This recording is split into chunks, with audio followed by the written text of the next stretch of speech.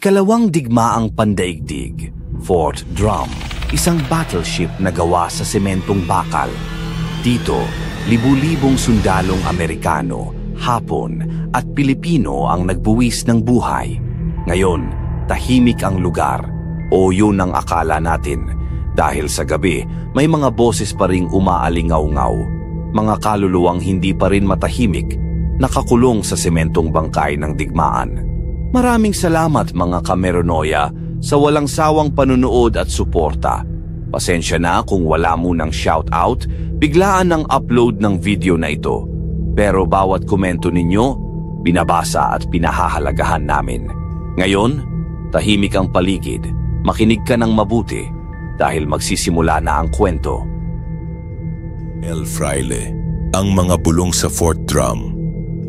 Sa gitna ng Manila Bay, nakatayo ang isang puting marmol na isla, El Fraile. Para sa mga mangingisda, ito'y landmark. Para sa mga turista, ito'y tanawin. Pero para sa akin, ito ang pinakamalaking libingan na nakita ko sa buong buhay ko. At ang mga patay, hindi pa tapos ang kanilang kwento. Ako si Ray Mendoza, 34 na taong gulang, mangingisda mula sa Ternate, Cavite. Simula nang maging anak-anakan ako ng dagat, hindi ko inakala na magiging ganito kasama ang pakikipagkunwari sa takot. Sa tuwing lulubog ang araw, mas malapit ako sa Fort Drum. Para akong hinihila, pero hindi ng isda. Hinihila ng mga tinig, mahina, pabulong, parang may humihingi ng tulong. Nagsimula ang lahat noong namatay si tatay. Hindi ko siya nakita tuluyang mamatay. Isang umaga umalis siya para mangisda sa paligid ng El Fraile, yung puting isla na parang barko sa gitna ng dagat. Sabi ng mga kapwa mangingisda, nakita nila siyang papalapit sa lugar na yon. Pero pagbalik nila kinagabihan, wala na siyang bakas. Bangka niya nahanap, nakaangkla sa malapit sa Fort Drum. Pero ang katawan niya, kahit kailan hindi natagpuan. 20 taon na ang nakakaraan nun. 20 taon na akong kumakaway sa hangin tuwing lumalapit ako sa lugar na yon. Akala ko para kay tatay. Pero ngayong tumatagal, alam ko na hindi para sa kanya ang mga bulong na naririnig ko. Mga ilang buwan na ang nakakaraan ng unang marinig ko ang malinaw na boses. Hindi na parang hangin o alon, tunay na salita. Tulong, tulong. Nasa gitna ako ng dagat, mga 5:00 ng hapon, pauwi na dapat pero para bang may nag-aantay sa akin sa El Fraile. Tumingala ako sa puting estruktura na parang barko, Fort Drum. Yan ang tawag ng mga Amerikano dati. Pero para sa amin mga Pilipino, El Fraile talaga ang pangalan nito. Hindi pa tapos. Napahinto ako sa pagbalakad ng motor ng bangka. Yung boses parang galing sa loob ng isla mismo. Nakakatakot pero may kakaibang lungkot din. Hindi galit, hindi nang babanta. Parang nagsusumamo. Kinagabihan, hindi ako makatulog. Sa tuwing pipikit ako, nakikita ko ang mga sunogang muka, mga mata na walang pupil at mga kamay na naaabot sa kawalan. Hindi ako naniniwala sa multo dati. Pero yung mga panaginip na to, masyadong totoo para maging guni-guni lang.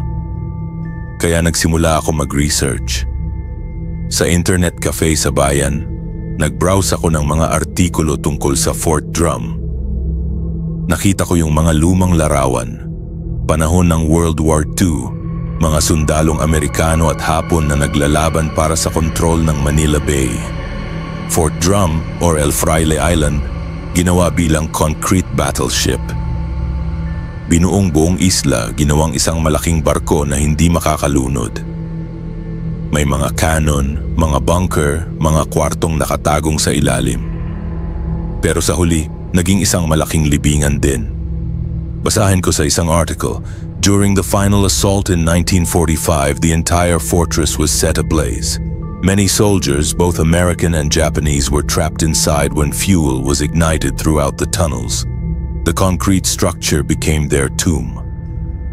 Libingan, yun pala talaga ang El Fraile. Hindi lang landmark, Hindi lang guho ng digmaan, libingan ng mga sundalong hindi man lang nakauwi sa pamilya nila. Kaya pala may mga bulong, kaya pala parang may humihingi ng tulong. Para makakuha ng mas maraming detalye, pumunta ako kay Mang Isko, yung pinakamantandang mangingisda sa Ternate. 70 taong gulang na, pero ang lakas pa din ng loob niya sa dagat. Sabi ng iba, marami siyang alam tungkol sa mga misteryo ng lugar namin. Natagpuan ko siya sa pier, nag-aayos ng lambat. Mang Isko, pwede ba akong magtanong tungkol sa Fort Drum? Tumigil siya sa ginagawa at tiningnan ako ng mabuti. Bakit? Anong nangyari? Naririnig ko po kasing mga boses parang galing sa isla. Napailing siya. Ray, ilang taon ka na? 34 po. Sige, matanda ka na para hindi maging totoo ang sasabihin ko. Umupo siya sa bangka niya at nagpatuloy. Noong mga taong 1980, may kasamahan akong mangingisda, si Dodong. Matapang yun, hindi nauubusan ng kwentong kalokohan. Pero isang araw sinabi niya sa akin na naririnig niya ring mga tinig mula sa Fort Drum. Tapos ano pong nangyari? Nag-dare siya. Sabi niya pupunta siya sa isla para tignan kung totoo. Kinagabihan nun, pumunta siya mag-isa. Tumigil si Mang Isko, kunot ang noo. Bumalik siya kinaumagahan, pero iba na siya. Iba? Paano po? Hindi na nagsasalita, nakatitig lang sa kawalan. Maya-maya, nagsisimula siyang umiyak ng walang dahilan. Tapos 1 linggo pagkatapos nun, natagpuan siya sa dagat. Patay, walang sugat, walang palatandaan ng pagkakasakit. Para lang siyang natulog sa tubig. Napahawak ako sa balikat ko. Biglang naging malamig ang paligid. Kaya Ray, kung ako sa'yo, huwag mo nang pakinggan yung mga boses na yan. May mga bagay na hindi natin dapat pakialaman. Pero alam ko sa sarili ko, hindi ako titigil. May rason kung bakit ako naririnig ang mga yon. May kinalaman siguro sa nangyari kay tatay, o kaya naman may gusto silang ipahayag sa mundo. Ilang araw pagkatapos kong makausap si Mang Isko, may nakilala akong vlogger sa cafe shop sa Kawit, si Dino Vergara.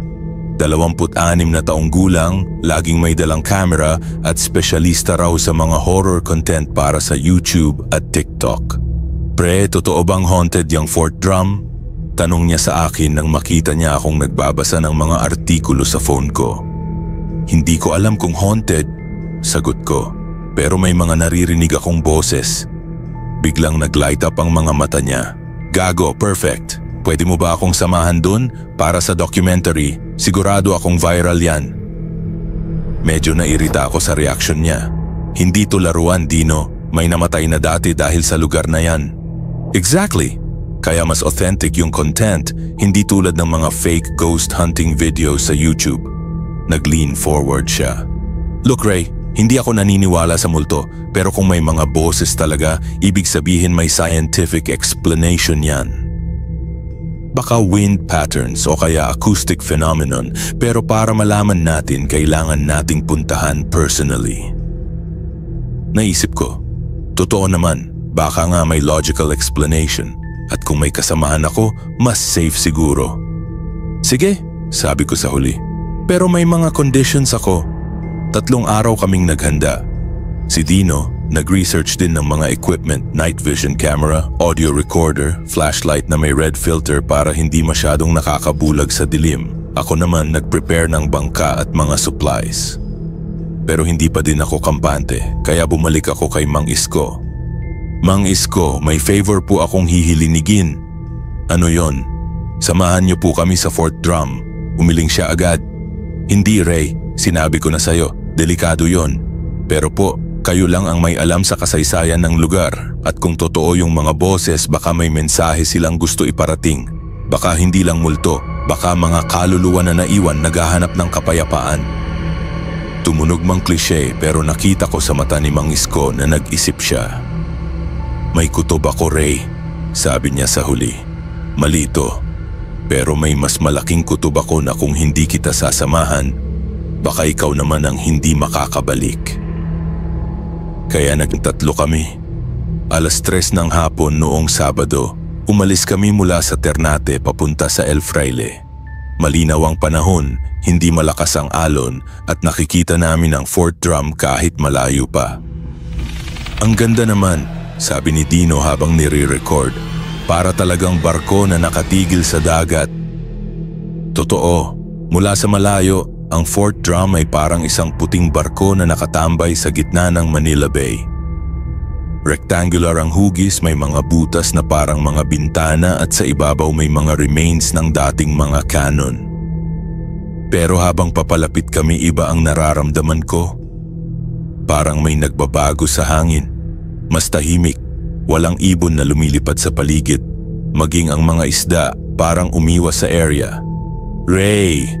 tawag ni Mang Isko. "Tignan mo yung tubig." Tumingin ako. Yung dagat sa paligid ng Fort Drum tila mas maitim kaysa sa iba. Hindi dahil malalim kundi parang may kakaibang kulay. "May oil spill ba dito dati?" tanong ni Dino. "Wala akong nabalitaan," sagot ko. Pero alam ko sa sarili ko, hindi normal yung kulay na yon.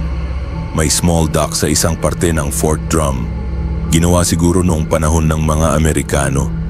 Doon namin itinali ang bangka. Pagkalapag namin talagang nakakaramdam ng kakaiba.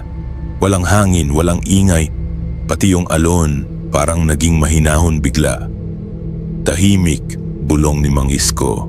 Walang alon, walang ibon, para bang ang buong isla humihanga ng sarili nitong takot. Si Dino naman, excited pa rin. Perfect for recording, walang background noise. Naglakad kami sa surface ng isla, puro semento. May mga butas na parang mga bintana ng barko. At sa gitna may isang malaking entrance na parang pinto sa bunker. "Ito siguro yung entrance sa main structure," sabi ko. May mga step na pababa sa loob.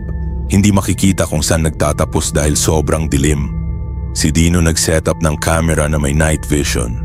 "Ready na?" sabi niya. "Tara na, punta na tayo sa loob." Pero bago pa kami makapasok, nakarinig kami ng kaluskos. Kaluskos, kaluskos. Parang may tumatakbo sa loob. "May hayop ba dito?" tanong ni Dino. "Wala," sagot ni Mang Isko. "Walang tubig dito, walang pagkain, walang dahilan para may magstay na hayop." Pero patuloy pa rin yung kaluskos, minsan malapit, minsan malayo, parang may humahabol at may tinataguan. Pumasok kami sa main entrance, yung mga hakbang tinunog sa buong tunnel. May mga kwarto sa magkabilang side at sa dulo parang malaking common area. "Tignan nyo to," sabi ni Dino. Nakatutok ang camera sa isang pader. May mga nakaukit na pangalan. Hindi ko mabasa dahil sa dilim, pero kitang-kita na ginawa ng mga tao. Parang gusto nilang may naitira na proof na nandito sila. "Mga pangalan ng mga sundalo siguro," bulong ko. Pero habang naglalakad kami paloob, mas lalo kong nararamdaman yung presence. Hindi ako nag-iisa sa pakiramdam na yon. "Ray!" tawag ni Mang Isko. "May naririnig ka ba?" Tumigil kami lahat. Sa sobrang tahimik, maririnig mo yung sarili mong heartbeat. Tapos, hindi pa tapos. Yung boses na yon, yung pareho ng naririnig ko sa dagat. "Narinig nyo ba yon?" tanong ko. "Anong narinig?" sagot ni Dino. "Walang narinig." Pero si Mang Isko palinga-linga. "Malito, aniya. Parang hindi tayo pinapayagang lumapit. Tulong, tulong. Mas malakas na ngayon. Parang galing sa kabilang dulo ng tunnel." "Dun," sabi ko, nakaturo sa kadiliman. "Galing dun yung boses." "Pressure ka? Baka imagination lang yon," sabi ni Dino. Pero nakita ko sa night vision camera niya, may mga anino na gumagalaw sa background kahit wala kaming makitang source ng shadow. Patuloy kaming naglakad paloob. May mga kwarto sa magkabilang side, siguro mga dating barracks ng mga sundalo. Sa bawat kwarto na dinadaanan namin parang may sumusulyap. Hindi mo makikita directly pero sa peripheral vision mo may mga movimento, may mga hugis na parang tao pero paglingon mo wala na. "Dino," tawag ko, "check mo yung camera mo." Tiningnan niya yung screen. "Gago. Ray, tignan mo to." Sa night vision screen, kitang-kita yung mga anino na hindi namin makita sa mata. May mga hugis na parang mga taong naglalakad sa mga kwarto. May iba na nakaupo sa mga sulok at may iba na nakatayo lang, nakatitig sa amin. "Shoota!" bulong ni Mang Isko. Totoo nga, biglang nawalan ng signal yung camera ni Dino. Hindi gumagana, sabi niya, pindot ng pindot sa mga buttons. "Kanina okay pa to ah. Yun na yung simula ng lahat." Patuloy kaming naglakad paloob gamit na lang yung flashlight namin para makakita. Mas malaki pala ang loob ng Fort Drum kaysa sa akala namin. May mga tunnel na patungo sa iba't ibang direction. At may mga kwarto na hindi mo aakalain na nandun. Nakarating kami sa isang malaking common area, siguro yung main hall dati. May mga upuan na gawa sa semento at sa gitna may isang malaking mesa. "Ito siguro yung meeting area nila," sabi ko. Pero sa mesa may nakita may iba, may mga batik na parang dugo. Sariwa pa kahit ilang dekada na ang nakakaraan since may tao dito. "Ano yon?" tanong ni Dino. Lumapit si Mang Isko at niamoyan. "Dugo to, pero bago." "Bago? Paano naging bago? Walang tao dito," sagot ko. Pero habang nakatitig ako sa mga batik, unti-unti silang lumalakas ang kulay. Para bang habang tumatagal, mas nagiging pula. "Mga pre," bulong ni Dino, "tignan nyo yung pader." Tumingin kami. Sa pader may mga handprint na dugo din. Hindi lang isa o dalawa, marami. Parang mga kamay na humihingi ng tulong o kaya naman mga kamay na sumusubukang makawala. Hindi pa tapos. Mas malakas na ngayon yung boses at hindi na galing sa isang direksyon lang. Parang galing sa lahat ng sulok ng kwarto. Habang nakatitig kami sa mga handprint, biglang may narinig kaming yabag. Hindi yung kaluskos na narinig namin kanina, tunay na yabag ng tao. Tap, tap, tap. Parang may naglalakad sa hallway na pinagdaanan namin. "May kasama ba tayo?" tanong ni Dino. "Tatlo lang tayo," sagot ko. Pero yung yabag papalapit ng papalapit at kasama na niya ngayon ang iba pang tunog. Parang mga bulungan, mga hilik at mga iyak. "Tara na," sabi ni Mang Isko. "Umalis na tayo." Pero paglingon namin sa entrance, hindi namin makita yung daan pabalik. Para bang nagbago yung structure ng lugar. Yung mga doorway na nadaanan namin kanina, iba na ngayon ang patungo. "Nasaan yung entrance?" tanong ni Dino, panik na sa boses. "Hindi ko alam," sagot ko. "Dito dapat tayo dumaan." May narinig kaming tawanan, hindi masayang tawa. Tawang may halong lungkot, galit at desperasyon. "Ha. Hindi kayo makakaalis tulad namin." Biglang nagdilim lahat. Kahit yung flashlight namin parang kumalala ang liwanag. Sa gitna ng kadiliman nakakita kami ng isang liwanag. Hindi galing sa flashlight namin, galing sa kabilang dulo ng kwarto. Lumapit kami. Sa pinakagitna ng liwanag may nakaupo, lalaki. Sunog ang buong katawan, walang mata, pero nakangiti. At sa bawat pagkurap ko, mas lumalapit siya. "Ray," tawag niya. "Ray, narito na ako." Yung boses kilala ko. Yung boses na yon. "Tatay?" Tumayo yung figure. Lumapit pa. "Naghihintay ako sa iyo, anak. 20 taon akong naghihintay." "Hindi kasi tatay," bulong ko. "Namatay si tatay sa dagat." "Namatay ako dito, Ray. Ginawa ko yung ginawa mo ngayon. Hinanap ko yung mga boses, pero hindi ako nakaalis." Tumingin ako kay Mang Isko at Dino. Pareho silang nakatayo lang, walang reaksyon, para bang estatwa. "Ano ginawa mo sa mga kasama ko?" "Hindi ko ginagawa ang anuman, Ray. Ikaw ang gumagawa nun. Ikaw ang humaharap sa totoo."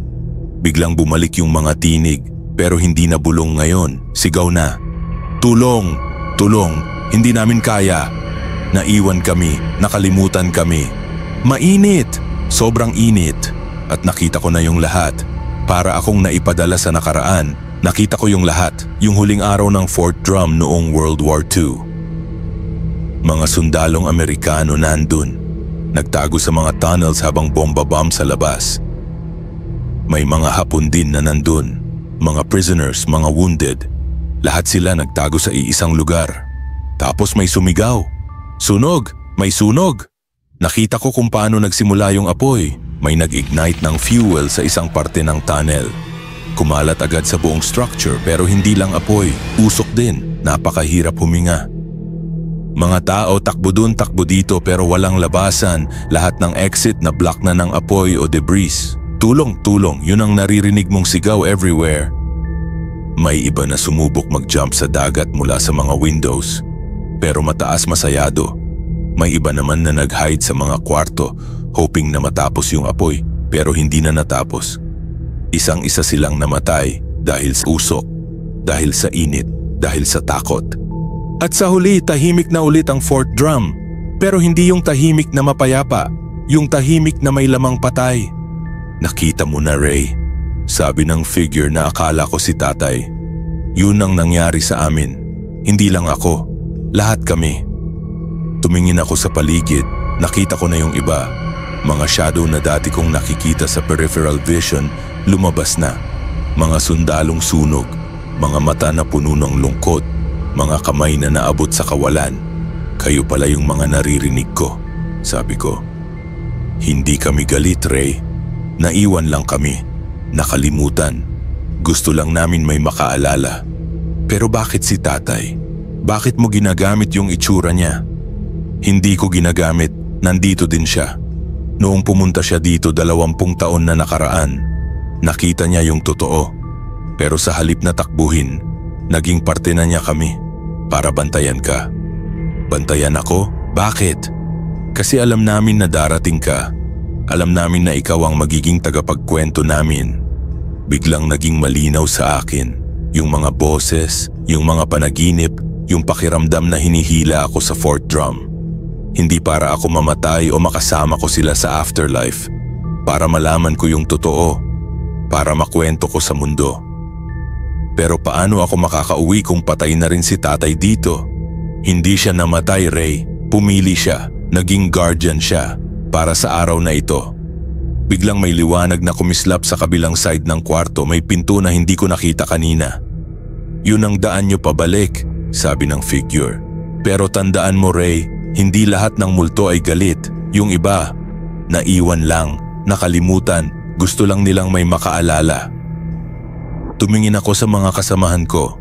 Si Mang Isko at Dino parang gumising sa mahabang panaginip. Ray, tawag ni Dino. Anong nangyari? Parang natapos kaming nakatitig sa kawalan. Tara na, sabi ko. Umuwi na tayo. Naglakad kami patungo sa pinto na liwanag. Habang lumalabas, muling tumahimik ang buong lugar. Yung mga anino, unti-unting naging invisible ulit. Yung mga boses, bumalik sa bulong. Pero bago kami tuluyang makalabas, narinig ko yung boses ng figure, ng tatay ko. Salamat anak, salamat sa pag-alala. Pagkalabas namin, nasa bangka na ulit kami, parang walang nangyari. Normal na ulit yung dagat, normal na yung hangin. Mga ibon naglilipad na ulit sa paligid. Ilang oras ba tayong nandun? Tanong ni Dino. Tiningnan ko yung relo ko. 5:00 pa lang ng hapon. Pero yung feeling ko, nandun kaming halos buong magdamag. Hindi ko alam, sagot ko. Si Mang Isko hindi na nagsalita. Nakatitig lang sa fourth drum habang papalayo kami. Si Dino tinry niya mag-check sa camera niya. Pero walang na-record, blank lahat. Gago, walang laman, sabi niya. Parang hindi ko siya na-use. Pero alam ko sa sarili ko, may record, hindi sa camera, sa alaala ko. Pagka-uwi namin sa Ternate, iba na yung feeling, hindi normal. Si Mang Isko hindi na nagsalita tungkol sa nangyari. Pagkakita ko sa kanya sa pier mga kinabukasan, para lang siyang tumango at ngumiti. Pero nakikita ko sa mata niya, alam niya yung totoo. Alam niya kung ano ang nakita namin. Si Dino naman hindi na nag-upload ng horror content.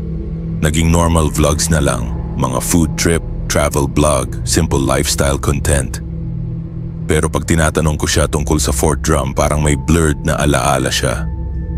May pumunta ba tayo dun, Ray? Tanong niya sa akin isang araw. Para bang may memory ako na nandun tayo pero parang panaginip lang. Baka panaginip nga lang, sagot ko. Pero sa akin hindi pa naginip. Totoo lahat ng nakita ko. Hindi ako na bumalik sa paligid ng Fort Drum para mangisda. Hindi dahil takot ako, dahil nire-respeto ko na yung mga naroroon. Pero gabi-gabi, muli ko naririnig ang bulong. Hindi na para takutin, para ikwento ang kasaysayan. Ray, ikwento mo. Huwag nilang kalimutan. Hindi kami galit, naiwan lang. Kaya nagsimula ako magsulat. Hindi para matakot ang iba, para magbabala, para malaman ng mga tao na hindi lang tourist spot ang Fort Drum, hindi lang landmark, libingan siya. Lugar ng mga taong namatay ng hindi makatarungan at naiwan na walang proper burial. Sinulat ko lahat, yung kasaysayan, yung naranasan ko, yung mga nakita ko. At ipinagkakwento ko sa mga kapwa mangingisda, sa mga locals, sa mga bisitang dumadating sa Cavite. Hindi lahat naniniwala. May iba na natatawa. May iba naman na natatakot. Pero may iba rin na nakakaintindi. 3 buwan na ang nakakaraan simula nang nangyari yun. At sa loob ng 3 buwang yun may mga ibang tao na lumapit sa akin. Ray, naririnig ko rin yung mga boses, sabi ng isa. Pag dumadaan ako sa Fort Drum parang may nagbubulong. Anong ginagawa mo? Tanong ko. Napapakinggan ko parang nagsasalita sila sa akin. Bakit hindi ka pumunta dun? Takot ako. Pero feeling ko dapat kong malaman yung totoo. At dun ko na-realize, hindi lang ako ang nakakarinig. May iba pang mga tao na pareho ng naranasan ko. At responsibility ko, bilang naging tagapagkwento, nagabayan sila. Kaya naging routine ko na. Tuwing may lalapita sa akin na nakakarinig din ng mga boses sa Fort Drum, kinukwento ko sa kanila yung totoo. Hindi para takutin sila, kundi para maintindihan nila na hindi sila nag-iisa sa nadarama. May 2 tao pang lumapit sa akin pagkatapos ng encounter namin ni Mang Isko at Dino. Yung isa, si Lola Maring, isang manggagamot mula sa Maragondon, 75 taong gulang na pero matatag pa rin ang paningin at pandinig. Ray, anak, sabi niya sa akin habang nasa palengke ako. Narinig ko yung kwento mo tungkol sa Fort Drum. Gusto kong magkwento din.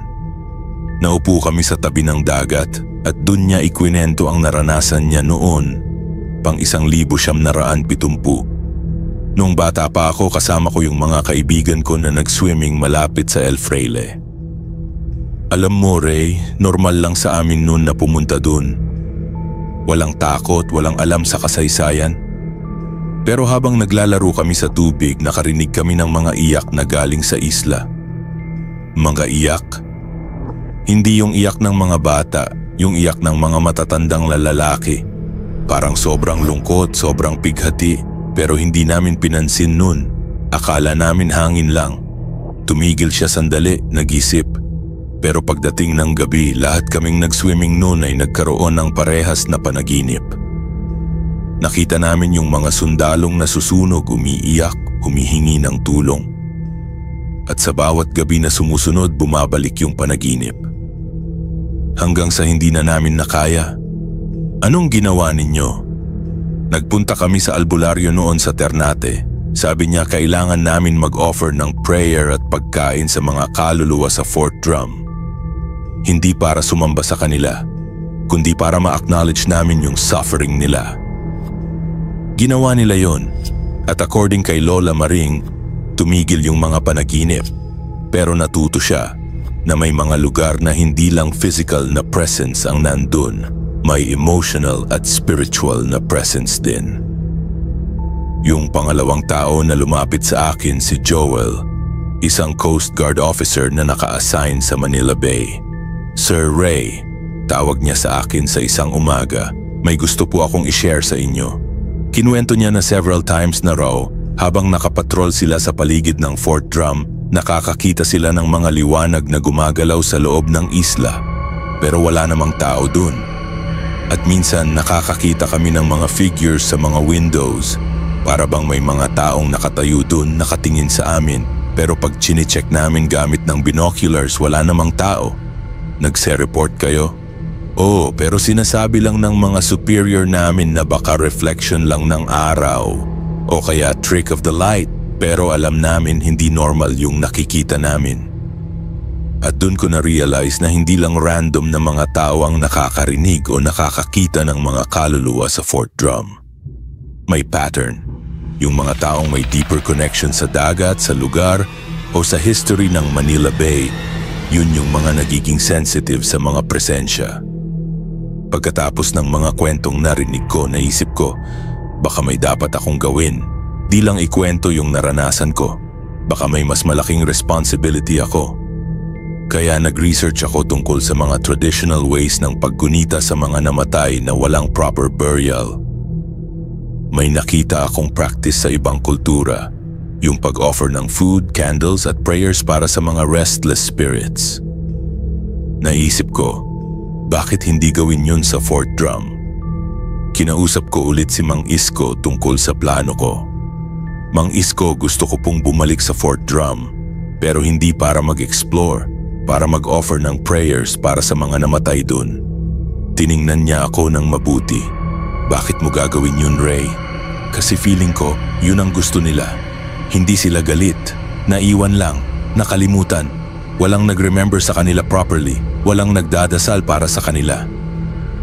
Nakita kong nag-isip si Mang Isko, kung gagawin mo yan, Ray, dapat prepared ka. Hindi biro ang gagawin mo. Kapag nag-commit ka na makikipag-interact sa mga spirit, hindi mo na yan pwedeng balewalain. Alam ko po, pero feeling ko, ito yung dahilan kung bakit ako nakakarinig ng mga boses para gawin ko to.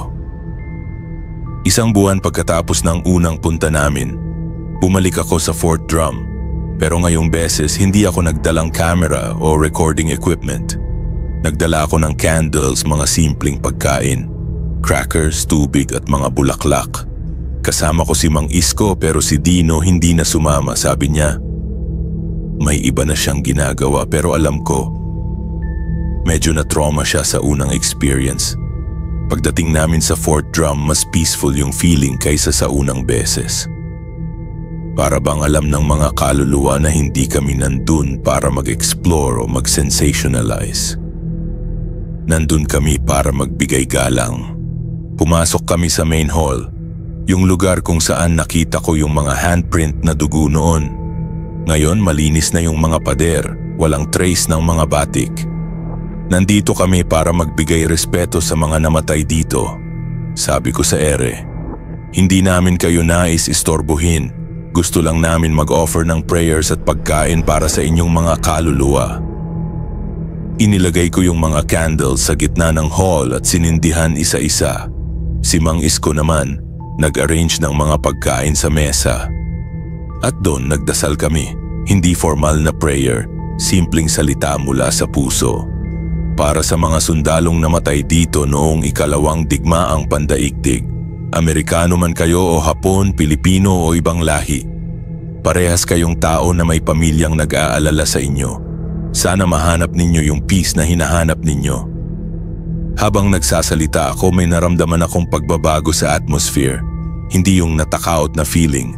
Yung feeling na parang may mga taong nakikinig pero grateful. Salamat. Naririnig ko yung bulong. Pero ngayon hindi na malungkot. May halong relief. Matapos namin mag-pray at mag-offer ng pagkain, umupo kami sa mga semento chairs para maghintay. Alam kong may gusto pang mangyari. At tama nga, may lumabas na figure sa isa sa mga doorway. Hindi na yung sunog na appearance noon. Normal na lalaki na naka-uniform, American soldier. Thank you, sabi niya sa English, for remembering us. You're welcome, sagot ko. Matagal ko na kayong naririnig. Alam kong hindi kayo makakapahinga hanggang hindi kayo naaalala.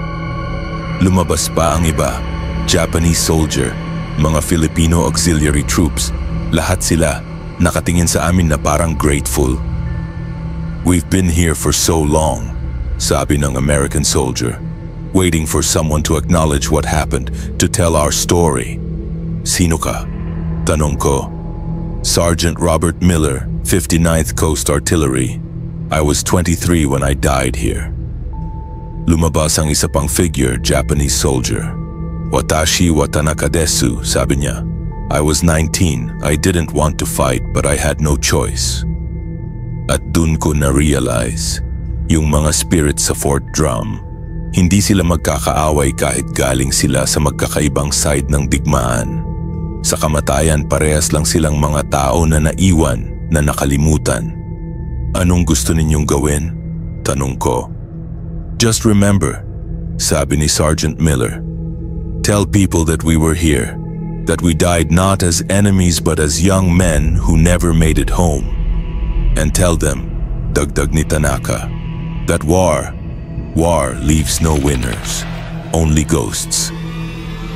Habang nakikipag-usap kami sa mga spirits, mas marami pang lumabas. Hindi lang mga sundalo, may mga civilian din na namatay dun noong war. May isang Filipinong lalaki na lumapit. Ako si Juan de la Cruz, sabi niya. Nagtatrabaho ako dito bilang maintenance bago ang digmaan. Namatay ako noong nag-start ang bombing. May babae rin na lumabas. I'm Nurse Betty Thompson, sabi niya. I was stationed here to take care of the wounded. I died trying to help the soldiers escape.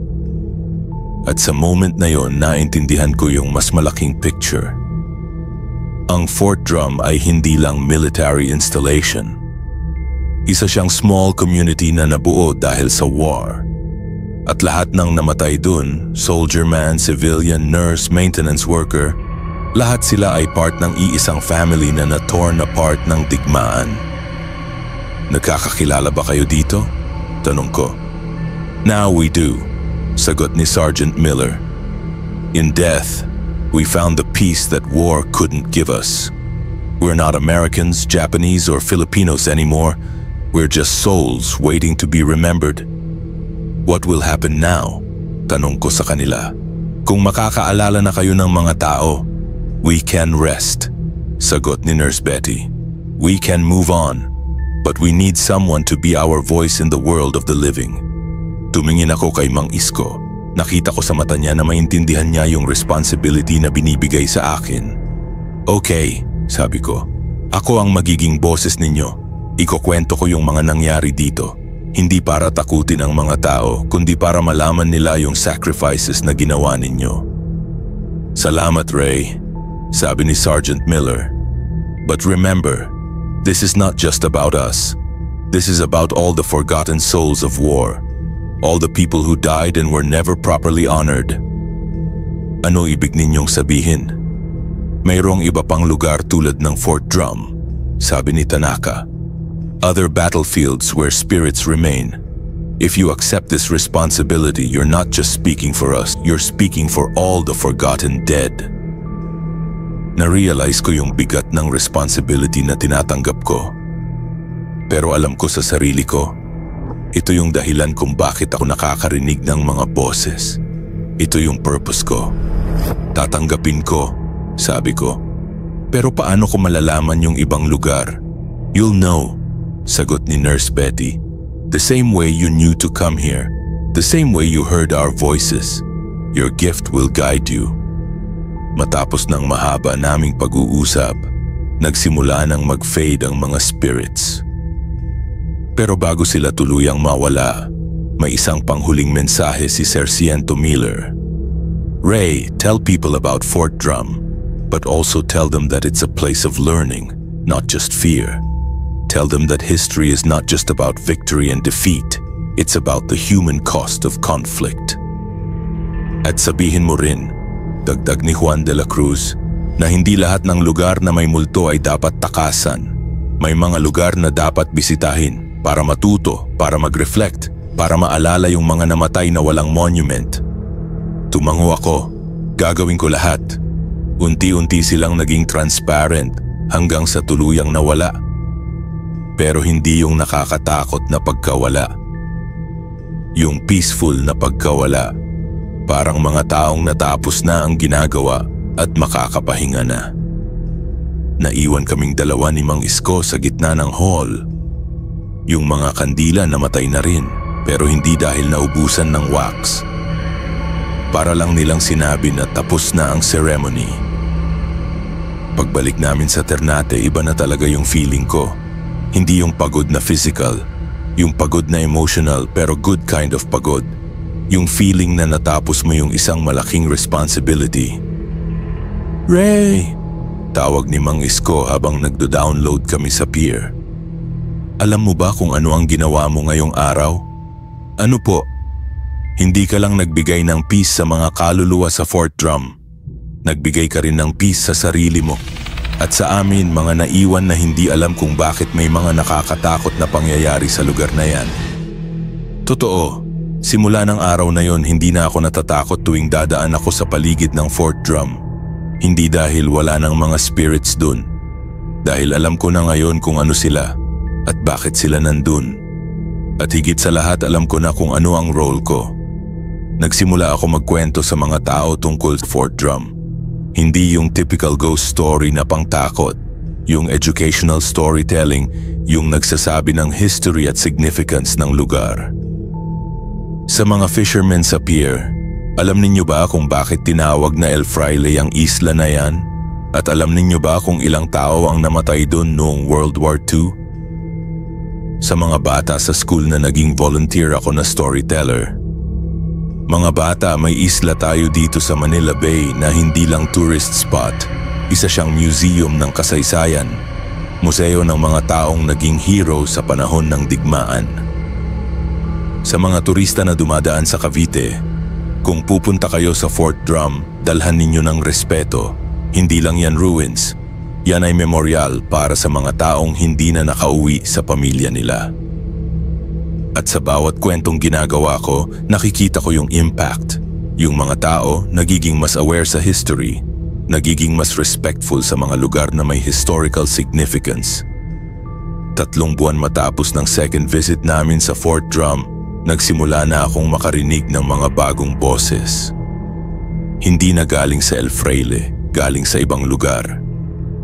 May isang gabi, habang natutulog ako, nakarinig ako ng bulong na galing sa direksyon ng Corregidor Island. Ray, nandito rin kami. At may isa pang boses galing sa Bataan Peninsula. Hindi lang sa Fort Drum, marami pa kaming lugar. Na-realize ko, totoo nga yung sinabi ng mga spirits sa Fort Drum. May ibang lugar din na may mga forgotten souls. At ako naging yung bridge nila sa mundo ng mga buhay. Pero hindi ako natakot. Sa totoo lang excited ako. Kasi alam ko na ngayon kung ano ang purpose ko sa buhay. Hindi lang maging mangingisda, maging boses ng mga namatay na nakalimutan ng kasaysayan. 1 buwan matapos kong marinig yung mga boses galing sa Corregidor, nag-decide ako na pumunta dun. Kasama ko ulit si Mang Isko, naging permanent partner ko na siya sa mga spiritual missions na to. Pero ngayong beses may kasama pa kaming isa, si Father Miguel, isang pari mula sa Cavite na specialist sa mga prayers para sa souls in purgatory. Ray, sabi niya sa akin, kung totoo yung mga kwento mo, hindi mo yan dapat ginagawa mag-isa. May mga protocols sa pakikipag-deal sa spirits. May mga prayers na dapat gawin para ma-ensure na safe kayo at ma-properly guide yung mga kaluluwa. Naging 3 kaming nagpunta sa Corregidor. At totoo nga, may mga spirits din dun na naghihintay.